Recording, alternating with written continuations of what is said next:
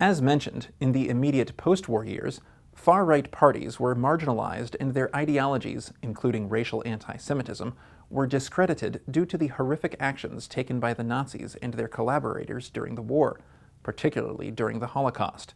These ideas remained in the fringes of society, having close to no effect on the mainstream political sphere, though they did continue to develop.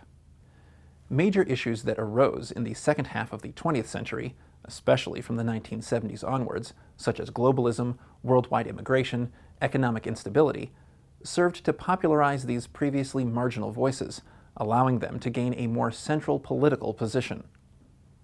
Throughout the 1990s and early 2000s, far-right political parties and movements enjoyed victories in elections across Europe. Major political gains were made throughout the 2010s.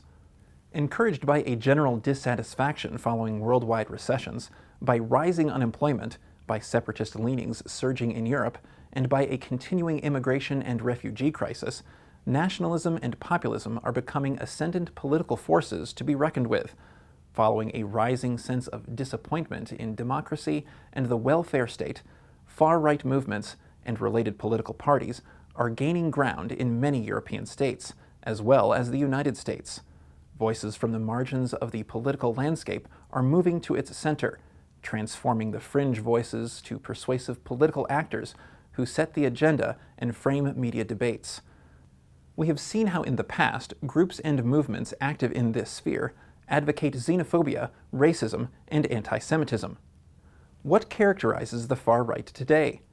As we will now hear, some general commonalities can be found among the various groups defined as belonging to the far right, though there are, of course, differences, especially when describing the more extreme, blatantly anti-democratic parties in relation to the so-called populist ones. It's very difficult to generalize about the far right, but there are some characteristic dimensions which you can attribute to all of these parties. In spite of the very different traditions and contexts. It's important to state that some of these far-right parties are what we call one-issue parties. So, for example, they are only directed against Islam or Muslims. This is specifically the Dutch party of Geert Wilders, and then there are other far-right parties such as the Austrian Freedom Party or the Hungarian Jobbik and Fidesz, or the German AfD, which have big traditions and roots in fascism and National Socialism and cover a huge range of different aims and objectives. And then I would also like to make a distinction between extreme right and right-wing populist, although the boundaries are blurred. But extreme right parties endorse violence, going towards fascism. I would certainly say that the Golden Dawn in Greece or the Jobbik in Hungary are extreme right neo-Nazi parties. They have paramilitary troops. They run through villages of Roma. In Hungary, for example, they beat people up. They've killed people. The same is true for the Golden Dawn movement. Whereas the other right-wing populist parties like the Austrian or German or also Swedish or other parties still stay inside the democratic institutions, even though they try and hollow them out from inside. Anti-Semitism, I believe, is always part and parcel of far-right ideologies, and it's important to emphasize that far-right discourses always means that they have certain ideological content. So it's not just form, it's always also content. Because we have a limited set of linguistic resources, so they have to be sort of filled or merged with certain ideological contents. And one of these contents is always hatred of Jews. As we can see, anti-Semitism has constituted an essential part of far-right ideological content, both in the past and in the present.